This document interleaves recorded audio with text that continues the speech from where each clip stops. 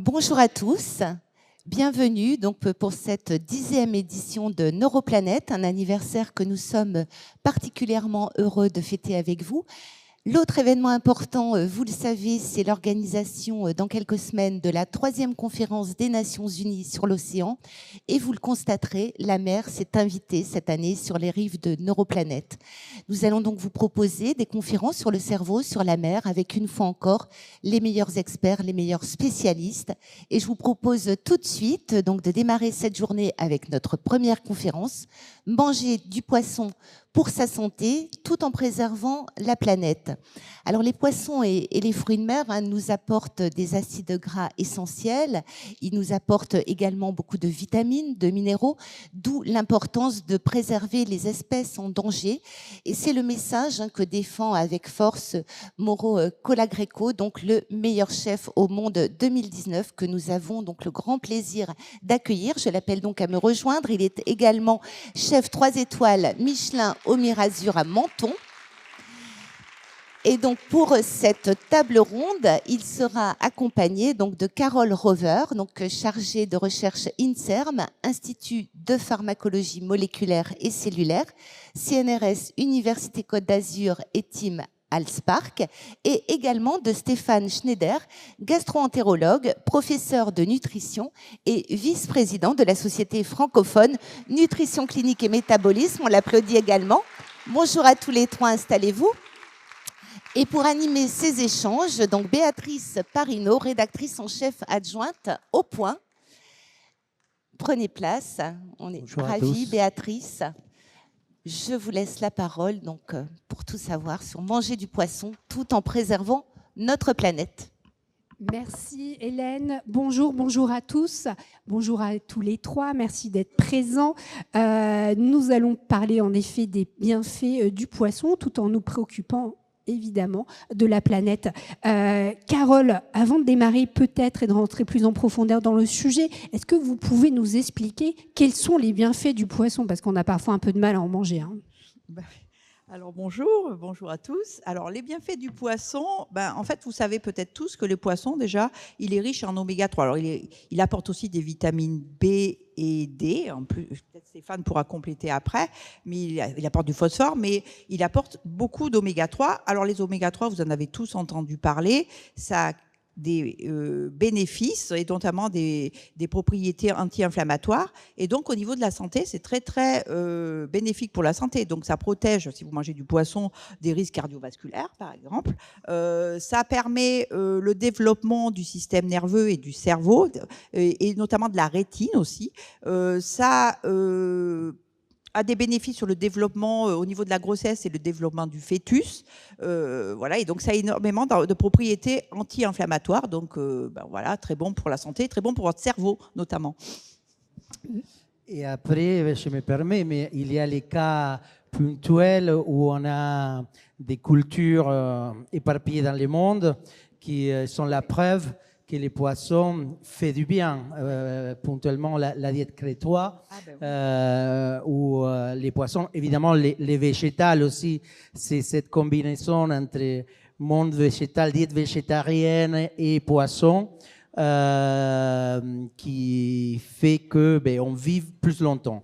Les cas particuliers des crétois, mais aussi au Japon, où on voit ces populations hachées, mais très en forme. C'est la preuve vivante de que manger du poisson, c'est bon pour la santé. Oui, et c'est aussi, il y a aussi beaucoup de bénéfices, je pense, sur la cognition et donc sur la mémoire, sur l'anxiété. Nous, on travaille sur des animaux, sur les souris au laboratoire, pas chez l'humain, mais en tout cas, on a vu que si on donnait on enrichissait la nourriture en oméga 3 à l'aide d'huile de colza, par exemple, qui sont riches en oméga 3, on a des bénéfices sur la mémoire spatiale, et les souris, nos animaux sont beaucoup moins anxieux. Donc je pense qu'il y a peut-être des études aussi chez l'humain à ce niveau. Mais... Oui, absolument. Il y a des études, y compris sur la psychologie, qui montrent des différences entre des populations qui consomment beaucoup de poissons et celles qui n'en consomment pas beaucoup. Juste un mot sur les oméga 3, parce que quand on dit oui, il y a des oméga 3 dans l'huile de lin, dans la mâche, enfin, il n'y a pas que l'origine animale, sauf que chez l'homme, pour fabriquer les acides gras oméga 3 à chaîne longue, c'est très compliqué et finalement, il n'y a que 10%. Alors que le poisson, quand il mange du plancton, il le transforme quasiment complètement dans ces acides gras bénéfiques. Donc finalement, c'est un bénéfice qu'on ne trouve que dans le poisson. Je ne savais pas ça. C'est bien. On apprend chacun des autres. Hein. Oui. Et dites-moi, Stéphane, combien de poissons il faut manger par semaine? Une fois le vendredi, c'est suffisant? D'ailleurs, c'est aujourd'hui. Hein. C'est le jour du poisson aujourd'hui. Classiquement, dans la culture chrétienne, c'est le jour du poisson, absolument. Il y a quelques années, on disait qu'il faut remplacer toute la viande par du poisson. Aujourd'hui, on est beaucoup plus raisonnable et on dit qu'il faut manger 2 fois du poisson dans la semaine.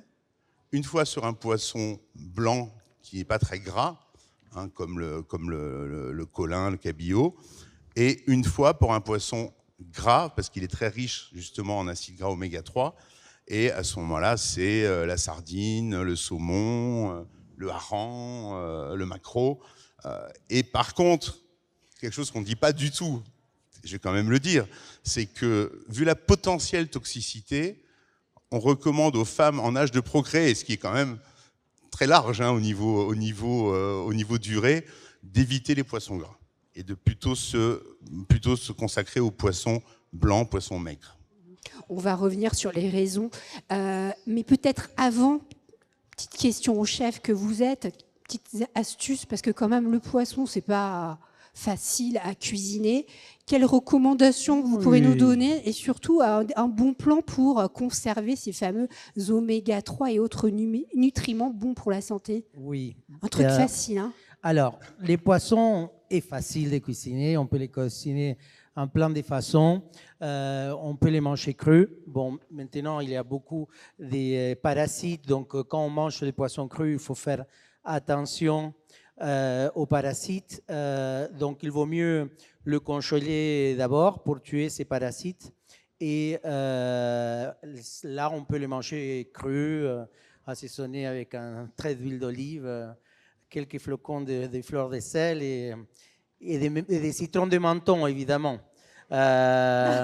Mais voilà, ça, c'est la façon la meilleure pour conserver tous ces nutriments, parce qu'on sait bien qu'avec la température, il y a certains nutriments qui vont diminuer.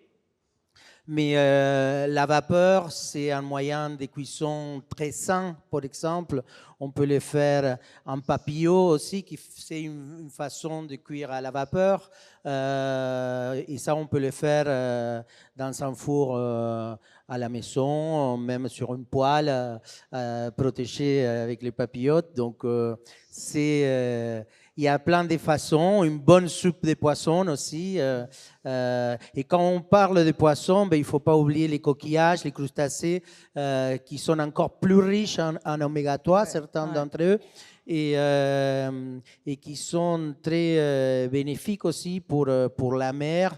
Les élevages des coquillages font du bien parce que c'est comme les élevages des algues, ils filtrent l'eau de la mer. Je crois qu'on va parler un peu de la pollution de nos mers et donc les coquillages ont un rôle très important. Oui, justement, au niveau de la pollution, on entend beaucoup de choses. Il y a certaines personnes qui sont même réfractaires à manger du poisson parce qu'on entend de plus en plus souvent qu'il serait contaminé du mercure, du microplastique. Qu'est-ce qu'on sait de ça? Quelle certitude on a finalement? Pas grand-chose, au bout du compte. Parce qu'on sait qu'il y a des doses dont on suppose qu'elles ont des conséquences pour la santé. C'est plus montré pour le mercure que pour les microplastiques. Mais forcément, de se dire qu'on a du plastique qui va circuler dans tout notre corps, on ne peut pas penser que c'est bénéfique. Il y a ce qu'on dit, les études. C'est compliqué les études en nutrition parce que ça voudrait dire qu'on ne mange que du poisson pendant 10 ans, qu'on compare à des personnes qui n'en mangent pas du tout pendant 10 ans et voir ce qui se passe. Et ça, c'est trop long, c'est trop compliqué parce qu'on ne mange pas que du poisson, que de la viande. On a les légumes, on a les fibres, on a les vitamines à côté d'autres aliments. Donc du coup, c'est très difficile de prouver quelque chose.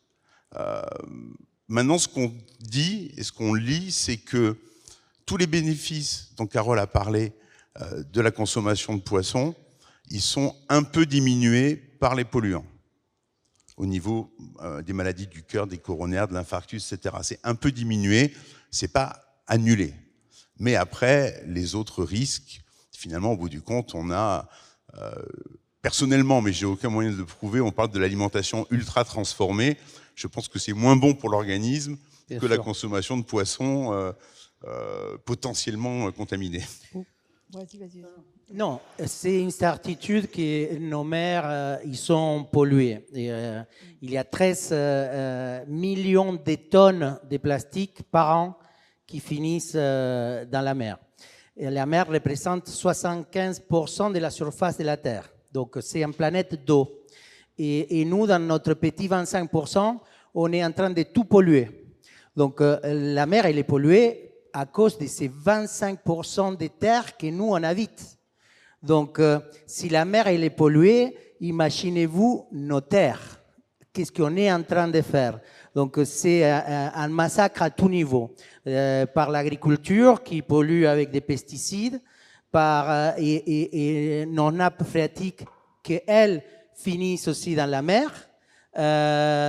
Et donc, on est en train de polluer nos eaux, tout simplement, l'eau qu'on boit chaque jour. J'ai lisé un rapport récemment qu'on a des polluants éternels dans tous les nappes phréatiques de l'Europe. Donc, j'ai tout de suite installé un filtre à charbon à la maison pour mes enfants. Mais voilà, ce qu'il faut, c'est avoir une réflexion de comment on mange, parce qu'on a un impact concret à toutes ces problématiques de pollution. Vous, en tant que consommateur, chacun d'entre nous, on a un pouvoir de changement qui est vraiment important. Et il faut être conscient de ça, que nous, chacun, dans son niveau, il peut changer énormément de choses. Et ça, malheureusement, tous les aliments qu'on mange aujourd'hui, pour la plupart, sauf celles qui ont la chance d'avoir un jardin chez eux ou manger des poissons sauvages, sont très pollués. Les poissons d'élevage, c'est encore plus pollué. Il y a des antibiotiques, des antiparasitaires. On nourrit avec des farines pas toujours très repérées d'où ils viennent, ses provenances. Donc, il faut vraiment avoir une conscience qu'il faut bien s'habiller à notre extérieur, mais il faut surtout bien s'habiller à notre intérieur. Et oui, les poissons qu'on mange, il est pollué. On dit qu'on mange une carte de crédit, la taille d'une carte de crédit plastique par semaine. Donc, il y a des plastiques de partout. Il y a des mercures, il y a des polluants. Mais bon, c'est le monde qu'on vit, c'est le monde qu'on a fait, qu'on fait chaque jour. C'est notre responsabilité. Si les mers ils sont polluées, c'est à cause de nous. C'est pas à cause d'un tiers. C'est vous, c'est moi, c'est vous. Et donc, il faut prendre conscience de ça. Et peut-être un jour, les générations futures, ils auront la chance, si on fait les choses très, très, très, très bien, de manger de bons poissons.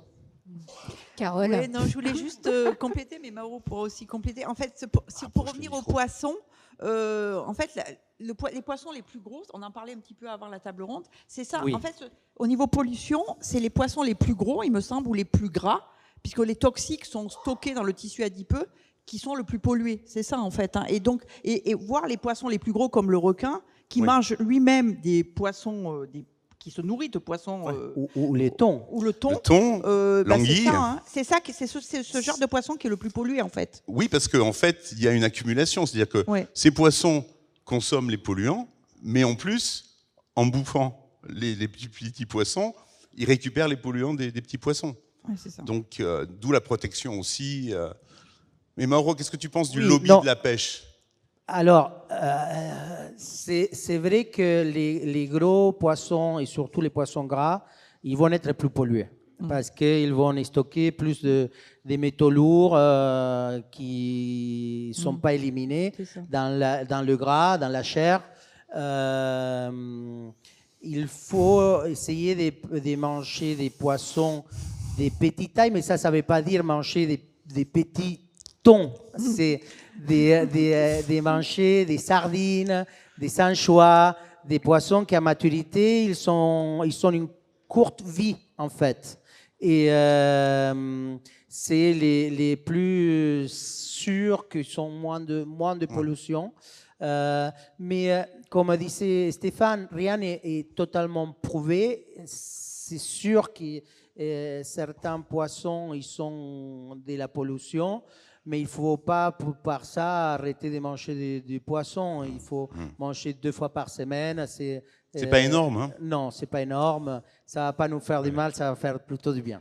Du coup, c'est un casse-tête ce que vous êtes en train de nous décrire. Vous nous dites à la fois qu'on ne sait pas, mais qu'on mangerait l'équivalent d'une carte plastique. Je ne sais plus quoi faire. Alors qu'on m'a expliqué comment le cuire. Est-ce que j'en mange? Est-ce que j'en mange pas? Non, la réalité, c'est qu'il y a de la pollution. Ça, c'est incontestable. Mais il ne faut pas que j'ai non plus peur. Ingérer l'équivalent d'une carte de crédit. Il y a la science d'un côté et il y a les influenceurs de l'autre. Il y a des gens, la théorie du complot, on nous empoisonne, etc.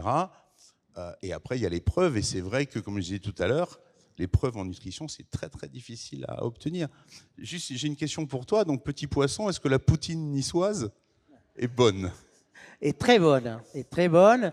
Elle est très bonne comme l'anguille. Mais nous, on vient de lancer une campagne l'année dernière pour arrêter la consommation de l'anguille, par exemple, parce qu'il est en extinction. Si on continue à manger de l'anguille, en 5 ans, on n'aura plus d'anguille européenne. Donc, la poutine, elle est très réglementée chez nous, elle est exceptionnelle. Ça fait partie d'une tradition. Peut-être qu'un jour, on va devoir stopper de manger pendant une période pour revenir à des stocks normaux. Aujourd'hui, avec la réglementation qui est en place, ça assure qu'on a des stocks suffisants et qu'on peut continuer à profiter des semis exceptionnels. Ouais. Parce que on a évoqué beaucoup le sujet de la santé, pourquoi il est essentiel de manger du poisson, mais vous l'avez aussi évoqué, il y a une prise de conscience nécessaire, non pas seulement pour des raisons de notre bien personnel, mais aussi pour la planète. Vous évoquez le cas de l'anguille, mais il y a le sujet des ressources. Pendant très longtemps, il y a eu de la surpêche. Désormais, il y a une réglementation européenne qui permet de limiter, selon les pays, selon les espèces, la pêche. Mais pour autant, il y a des problèmes de ressources. Il faut faire attention. Si on peut faire un point, pas en rentrant dans le détail, mais peut-être sur les espèces les plus menacées. Vous avez évoqué le cas de l'anguille, qui pourtant, vous nous dites, elle est très bonne, mais il faut s'en priver, s'en passer pour lui offrir un futur. Tout à fait, tout à fait. Il faut s'en priver.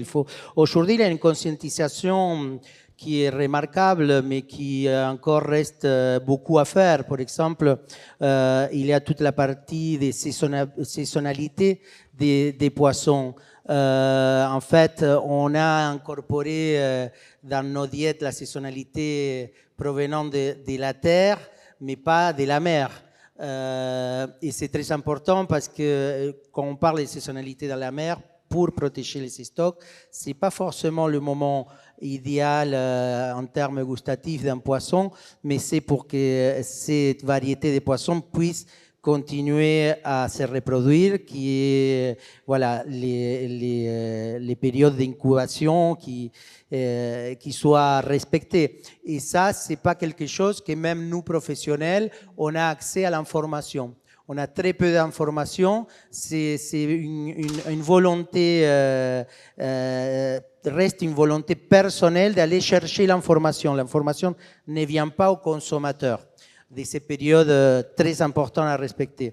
Il y a toutes les questions de contamination de la mer qui ont un impact aussi sur la diminution du stock et des variétés. Il y a le réchauffement de la mer, les changements de courants marines qui font que aussi des poissons qu'on voyait plus souvent dans nos côtes, on les voit moins. Et après, il y a les façons de pêcher. Nous, on recommande, surtout dans des villes près de la mer comme les nôtres, d'aller voir les pêcheurs locaux. C'est eux qui respectent le plus la mer. C'est eux qui vont, souvent, c'est des gens, des générations après génération, qui font ces métiers et qu'eux, ils savent à quel moment peuvent aller pêcher pour justement conserver notre patrimoine, conserver leur travail. Et donc, c'est très important en tant que consommateur d'aller vers eux. Déjà, on ne fait pas venir les poissons d'ailleurs qui va provoquer encore de la pollution. On parlait avec Stéphane que la plupart des poissons viennent de Rungis. Et c'est malheureux pour moi de voir des restaurants ou des étalages des poissons qui viennent justement pas de nos côtes, parce qu'on a une mer qui est magnifique, qui est très riche. Elle est petite, mais elle a une biodiversité extraordinaire. Et oui, il faut aller vers les pêcheurs locaux et il faut éviter les chaloups. Cher. Les chaloups, par exemple, c'est un type de pêche qui détruit les fonds marins et qu'il faut éviter à tout prix. Donc, renseignez-vous, priorisez plutôt une pêche de ligne, une pêche au filet, voilà, des différents types de pêche qui vont prendre soin du fond marin. Parce que le fond marin, nous on a la chance d'avoir une plante marine magnifique qui est la Posidonie, qui est le poumon de la Méditerranée. Elle a la capacité de capter des dioxydes de carbone à très forte intensité et de générer de l'oxygène. Donc très très important.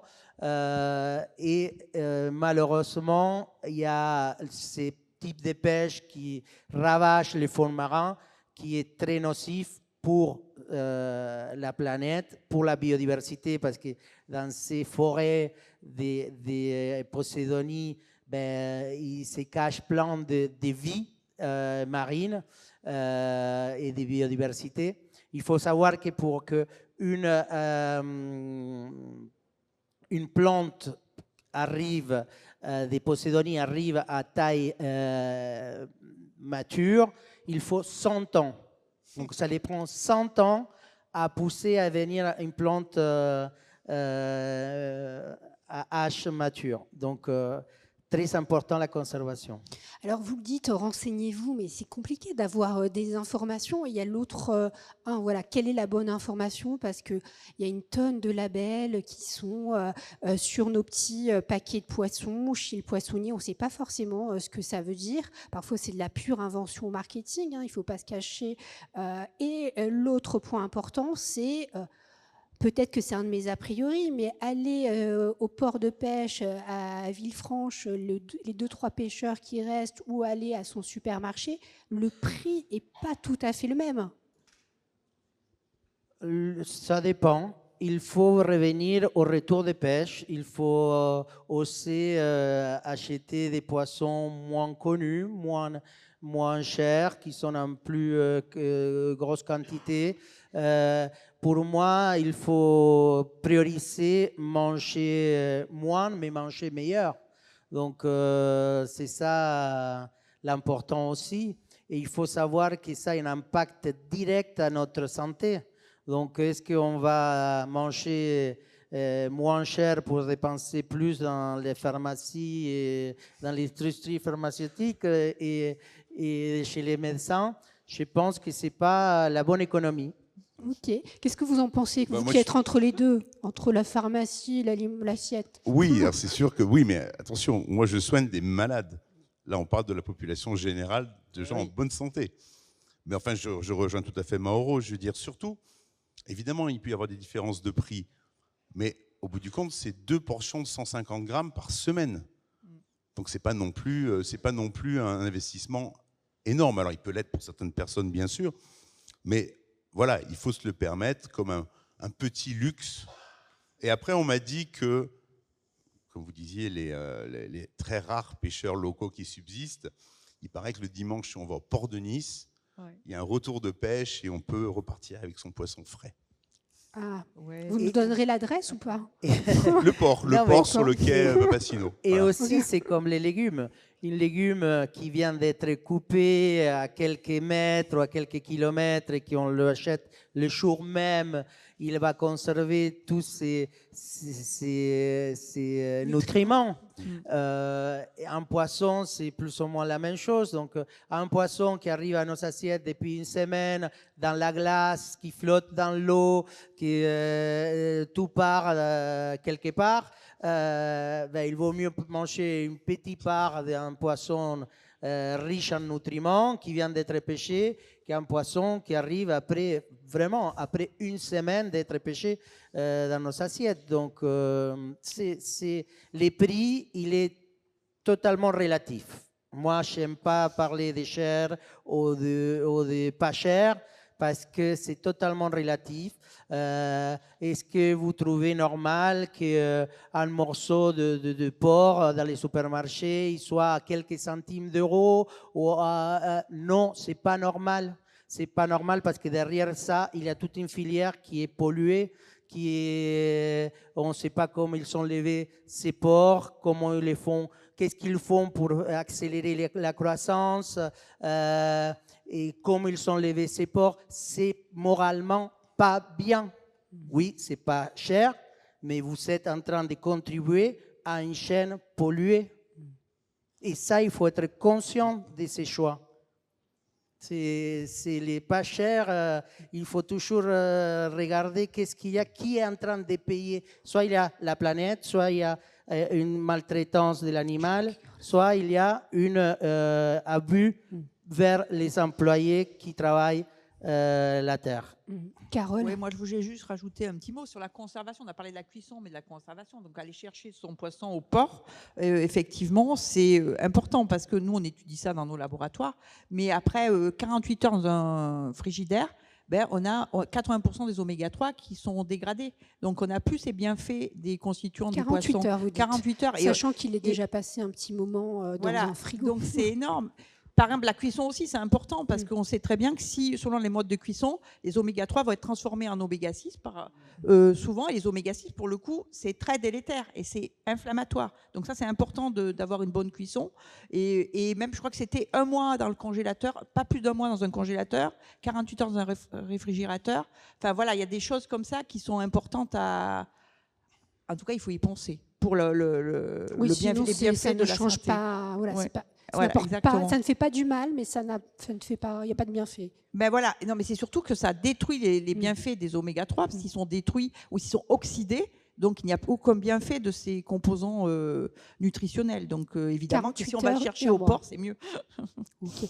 Stéphane qui va souvent au port, je crois. De temps en temps. À Villefranche. À Villefranche ou à Cannes-sur-Mer ou à Nice, on a cette chance. Des deux côtés, les deux extrêmes de la métropole.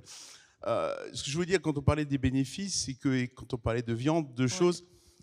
La première, c'est que manger plus de poissons, ça revient aussi à diminuer la quantité de viande, surtout la viande rouge, dont on sait qu'elle est liée quand même en fonction des quantités au cancer du côlon, de l'intestin. Et après, au niveau des prix, c'est vrai que pendant des années, moi, mes parents me racontaient, la viande, c'était un produit de luxe. Ça coûtait très cher. Aujourd'hui, comme Mauro disait, on peut trouver du porc, du bœuf pour rien. Donc forcément, l'aspect prix va jouer quand même. Et bon, on va se retrouver avec quelque chose. Le porte-monnaie, c'est important, hein, parce que là, la part destinée dans le budget à l'alimentation, elle a chuté. Aujourd'hui, c'est le logement qui coûte le plus cher dans un budget. Ce n'est pas l'alimentation. Alors l'alimentation, je crois que c'est 12-13%. Ce qui fait qu'effectivement, on est obligé de regarder. Et si vous voulez avoir des protéines de bonne qualité, les protéines de bonne qualité, il n'y a pas à dire, c'est les protéines animales. Donc c'est l'œuf, c'est la viande, mais c'est le poisson. Les protéines du poisson, elles sont super de qualité, hein. En plus, il y a plein de petits acides aminés en plus, spécifiques un peu au poisson, donc c'est bien. Si on fait un petit point sur la mer qui est en face de nous, la mer Méditerranée, sur l'état des poissons qui sont dans cette mer, est-ce que le fait d'être une mer, ça fait que les espèces sont plus protégées, plus polluées que dans l'océan? Qu'est-ce qu'on en sait finalement? Alors, moi, on sait que la mer méditerranéenne, à cause que c'est une mer fermée pratiquement, elle est plus polluée que les autres mers. Mais on constate qu'il est une des mers avec le plus de biodiversité de la planète. Ah oui. Oui, donc ça veut dire que la nature, malgré la pollution, elle arrive à coexister. Après, si les poissons de Méditerranée sont plus pollués que les poissons d'Atlantique, par exemple, ça, je ne sais pas vous dire. Et c'est quoi les poissons de la Méditerranée? La sardine, non? Par exemple. Parlons de la sardine, bravo. Il y a un peu de tout. Hein. Je voulais quand même te reprendre. Je pense que la mer Baltique est beaucoup plus polluée que la Méditerranée. Ah bon, ça c'est une bonne nouvelle pour nous. Vous n'êtes pas les mauvais élèves. Parlons Exactement. donc de votre petite sardine. Ça, quand même, il vous... Ah, qu'est-ce que c'est bon, une sardine En grillée. barbecue grillé, oui. C'est bon ça. magnifique. Stéphane, grillé, la sardine, on valide. Alors, si on peut éviter de rajouter du gras à un poisson gras, c'est pas plus mal. Hein. C'est pas plus mal. Donc comment on la mange, la sardine? Ah ben on la mange. Alors, en général, on la mange cuite. On la mange grillée. Bien qu'il y ait des restaurants qui la font même crue. marinée Ouais. dans le vinaigre ou en chanciste avec le citron de menton. C'est vrai que sardine et citron, ça va bien ensemble. Hein. Oui, c'est vrai qu'en général, quand on marine, on rajoute toujours un peu, ici dans le sud, un peu d'huile d'olive quand même. Oui. Mais ce sont des bons Mais gras. c'est neutre, du bon gras, oui, exactement. Et pour le coup, la sardine, elle est très très riche en oméga 3 Ah oui. et elle apporte beaucoup de vitamine D naturelle. Donc c'est quand même, plutôt que de prendre des compléments alimentaires ou de la vitamine D à la pharmacie, plutôt manger de la sardine, c'est pas mal. Mais il n'y a pas que la sardine. Mais il n'y a pas que la sardine. En Méditerranée, on a plein des autres poissons, des rochers, du loup, de la dorade. On a une mer qui est très riche et il faut bien en profiter. Alors ce on qu'on vous met dans en la profitez bouillabaisse. ou pas? Vous en mangez plus que les autres Français du poisson, vous, azuréens? On est 5 à 10% au-dessus de la moyenne nationale. Il y a quelques années, 34 grammes par jour en moyenne.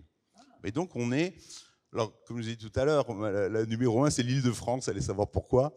Et vous me disiez peut-être que parce qu'il y a plein de sudistes qui habitent en Île-de-France. C'est une hypothèse. C'est une hypothèse comme une autre.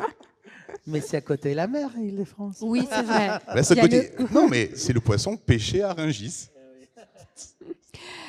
Alors, on a un peu évoqué le sujet, mais je pense que c'est important d'y revenir, celui des labels. Puisque, bon, quand vous allez peut-être à Villefranche ou à Cannes-sur-Mer, vous n'avez pas des labels sur les stands, mais l'endroit où on achète quand même le plus nos poissons, aujourd'hui, ça reste les supermarchés, les hypermarchés. On les trouve souvent désormais un peu comme la viande sous emballage, et il y a plein de petits labels dessus.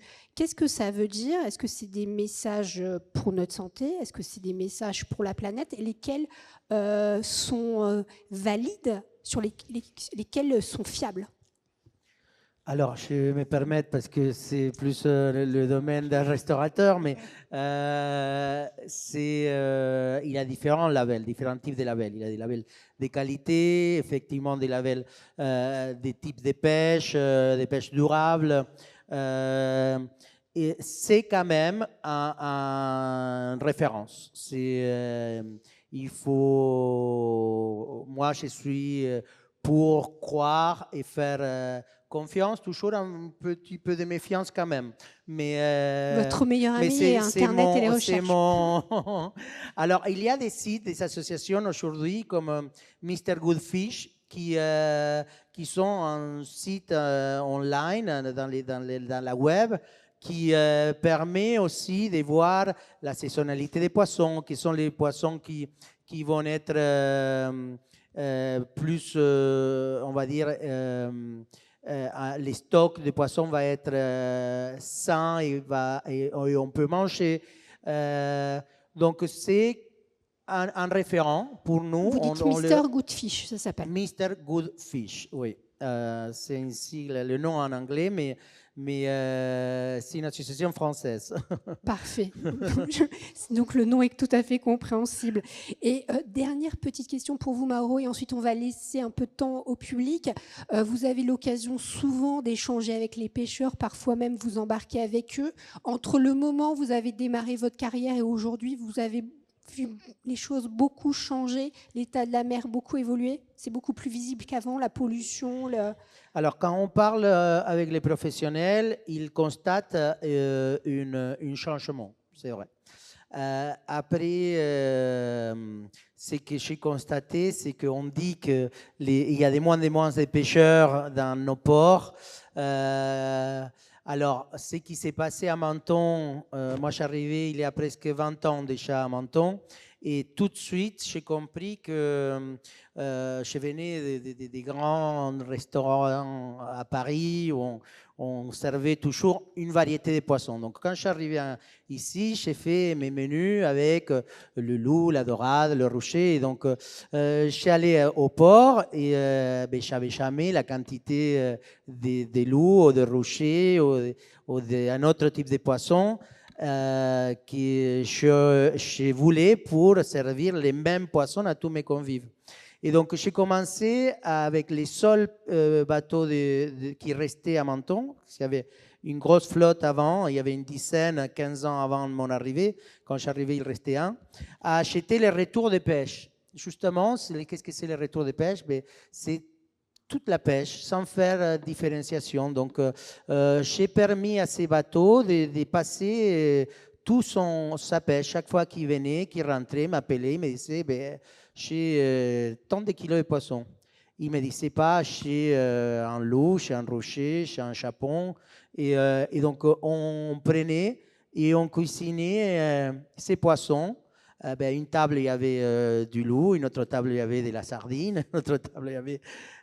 et aujourd'hui, grâce à ça, on a 3 bateaux. Donc, on va contre-courant des effets dévastateurs qui provoquent l'industrie dans ces petits pêcheurs, bateaux.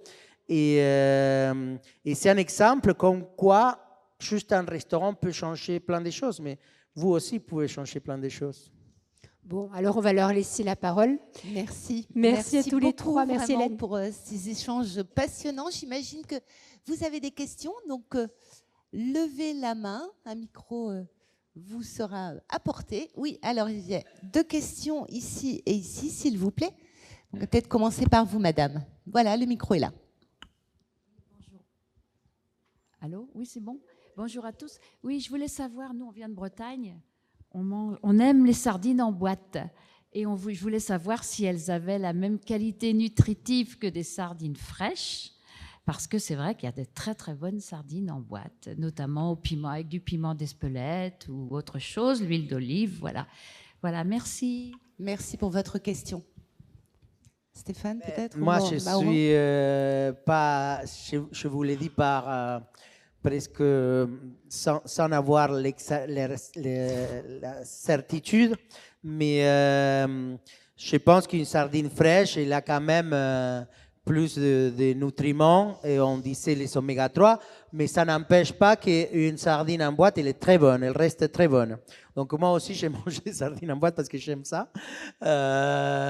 Mais à un niveau nutritionnel, je suis sûr qu'il vaut mieux manger une sardine fraîche. Ouais.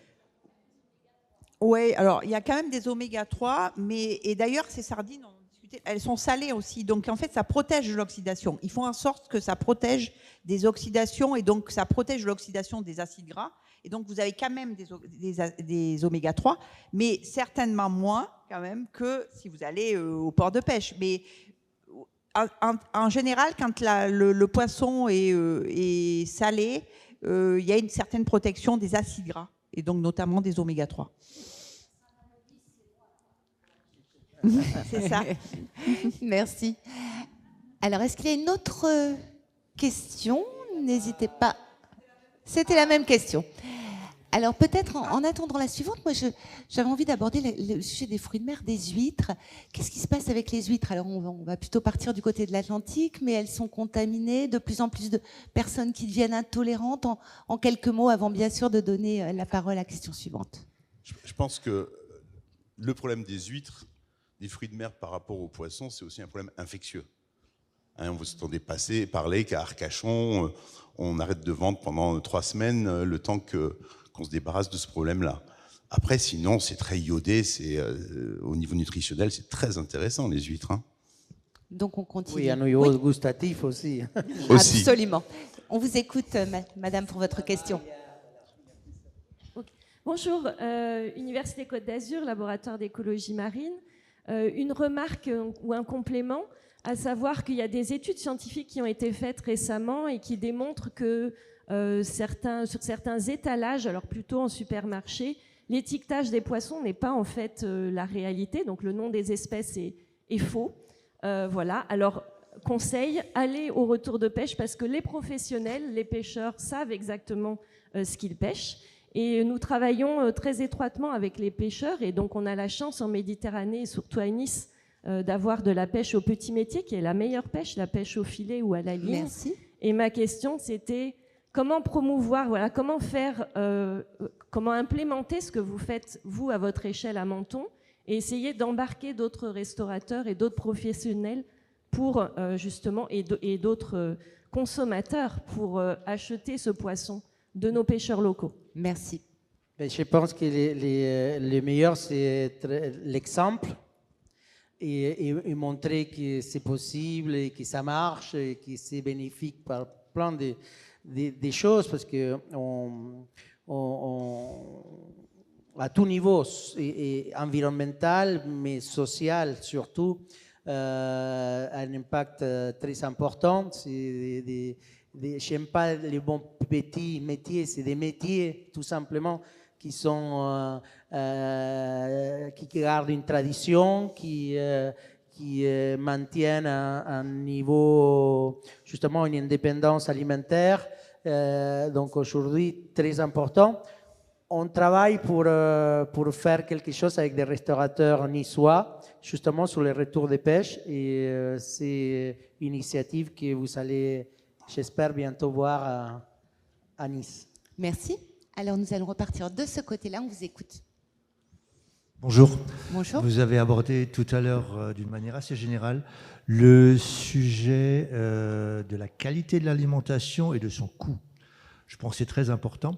Vous parliez également de 34 grammes de poisson par jour, je crois, dans le sud. Parallèlement, sachant que c'est un facteur très important dans notre économie et socialement, l'alimentation de qualité, et que nous avons parallèlement aussi 8 millions de personnes qui vivent sous le seuil de pauvreté en France, qu'est-ce que vous pouvez leur dire? Merci pour votre question. La réponse, malheureusement, n'est pas valable que pour le poisson. Elle est valable pour tout ce qui constitue l'alimentation méditerranéenne, qui est la référence. On sait très bien que les 5 fruits et légumes, par exemple, sont inatteignables par une partie de la population. Donc, qu'est-ce qu'on peut se payer? Il y a aussi le nombre de gens qui vivent de la pêche. On dit qu'il faut respecter la biodiversité, c'est-à-dire moins pêcher. Donc, il y a aussi beaucoup de gens qui vivent de la pêche, qui vont être au chômage. On en arrive, et on le voit à la viticulture par rapport à le lobby de la viticulture qui a détruit la loi Evin, par exemple aussi. Donc effectivement, il y a des aspects sociaux à prendre en compte dans l'alimentation. De là à offrir... Alors, il peut y avoir des subventions, grosso modo, mais dans un pays où on parle beaucoup de taxes. Mais la taxe de certains aliments, sucre simple, ultra transformé, permettrait peut-être de baisser le prix d'une alimentation plus favorable. Merci beaucoup et on va prendre la dernière question. Je me permets, parce que c'est très intéressant, c'est qu'un tiers de la production d'aliments dans la planète finit dans la poubelle. Ça résoudrait la famine dans le monde. Et malheureusement, c'est les pays du premier monde qui sont celles qui gâchissent, qui font plus de gâchis. Merci, Mauro. Donc il faut avoir une conscientisation aussi à ce niveau-là. C'est important effectivement de le rappeler. On vous écoute, madame. Une question courte et une réponse courte, s'il vous plaît. Toute petite question. Je voulais savoir ce que c'était que les oméga 6. Je n'en ai Ah oui. jamais entendu parler. Alors, Merci. vas-y. Non, Petite mais alors, réponse. Et donc, réponse courte. ils En sont fait- mauvais. Ils sont mauvais. on Non, a non, retenu. petite réponse. En fait, le corps ne fabrique pas les oméga 3 et les oméga 6. Donc, il faut les amener par l'alimentation et notamment par le poisson. En fait, les oméga 6 sont plutôt, je disais, délétères au départ parce qu'on en mange trop, mais il en faut tout de même. Et d'abord, le rapport conseillé par l'OMS, par l'Organisation mondiale par la santé, c'est 5 oméga 6 pour 1 oméga 3. D'accord ? Donc, il faut quand même amener des oméga 6. Et ce qui est important, c'est ce rapport oméga 6 sur oméga 3 qui doit être entre 5 et 7 d'après l'OMS. Donc, il faut quand même en amener, si ce n'est que, effectivement, les oméga 6 sont plutôt inflammatoires et les oméga 3 anti-inflammatoires. Voilà. Merci beaucoup pour cette précision. On vous applaudit une nouvelle fois. Merci infiniment pour tous ces messages, pour tout ce que vous faites. On était pas Et mal, hein. nous nous 27 retrouvons- secondes. Oui, pardon ? Vous réussissez bien les timings. Et donc, on se retrouve dans moins de 5 minutes donc, pour une conférence sur la maladie d'Alzheimer, des recherches et des espoirs. À tout de suite. Merci beaucoup.